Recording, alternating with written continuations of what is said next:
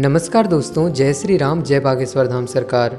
दोस्तों, आप में से एक भक्त हैं जिन्होंने प्रश्न किया है कि पूजा करते समय आँख में आंसू आने का क्या अर्थ है, क्या यह शुभ होता है या अशुभ होता है।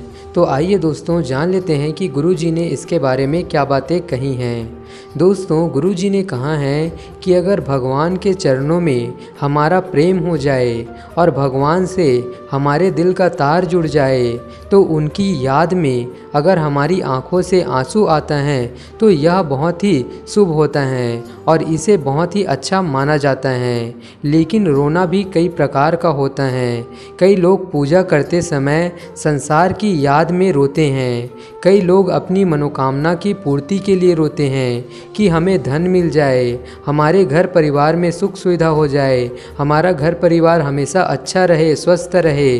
तो अगर आप संसारिक लोगों और संसारिक सुख सुविधा की कामना की पूर्ति के लिए भगवान के सामने रोते हैं या आपके आंखों से आंसू आ जाता है तो उस रोने का कोई अर्थ नहीं है, क्योंकि आप संसार की याद में संसार के लिए रो रहे हैं। लेकिन अगर आप भगवान के लिए रोते हैं कि हे भगवान, कब दर्शन दोगे, कब मिलोगे, कब मेरे हृदय में आपके लिए प्रेम प्रकट होगा, कब आप मेरे हृदय में सुंदर छवि के रूप में अपने सुंदर सांवले सलोने रूप में प्रकट होगे, कब आपका दिव्य रूप मुझे देखने को मिलेगा। अगर आपके मन में उनसे मिलने के लिए, उनके दर्शन के लिए तड़पन हो और उस तड़पन के साथ आपके आँखों में आंसू निकले, आपके आँखों से आंसू आ जाए, आपको रोना आ जाए, तो यह बहुत ही उच्च कोटि का रोना होता है, क्योंकि यह रोना भगवान को भी रुला देता है। तो दोस्तों, इसलिए आप भगवान के लिए रोइए, क्योंकि भगवान ने गीता में स्वयं कहा है कि ये यथा माम प्रपद्यन्ते तास तथैव भजाम्यहम्, अर्थात जो मुझे जैसे भजता है मैं उसको वैसे भजता हूँ। जो मेरे लिए रोता है मैं उसके लिए रोता हूँ।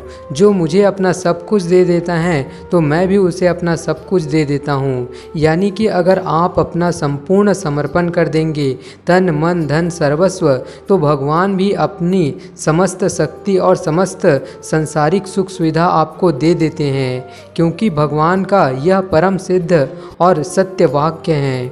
क्योंकि गीता के वाक्य को कोई भी झुठला नहीं सकता है। तो भगवान ने अपने श्रीमुख से स्वयं कहा है कि जो मुझे सब कुछ अपना दे देता है तो मैं भी उसे अपना सब कुछ दे देता हूँ।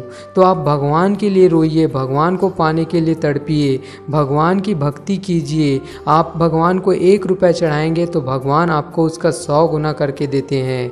हमारी एक एक चीज़ का वो हिसाब करके देते हैं, वो कुछ भी उधार नहीं रखते हैं, क्योंकि हमें ये नहीं पता है कि भविष्य में ये इच्छा या ये मनोकामना हमारे लिए सही है या नहीं। कई बार हमारी कुछ ऐसी इच्छाएं होती हैं जो हमें भविष्य में नुकसान पहुंचा सकती हैं। इस कारण आप भगवान से कुछ मत मांगिए, क्योंकि आप भगवान से कुछ मांगेंगे तो आपको कुछ ही मिलेगा, और भगवान अगर देना चाहें तो वो आपको सब कुछ दे सकते हैं। अगर आप भगवान से 100 रुपये मांगेंगे और भगवान को देने की इच्छा है आपको लाखों की, तो ऐसे में आप नुकसान में पड़ सकते हैं। इसी कारण आप भगवान से यही अर्जी कीजिए कि आप मुझे अपना प्रेम दीजिए, भक्ति दीजिए, और फिर भगवान आपको अपना सब कुछ दे देंगे।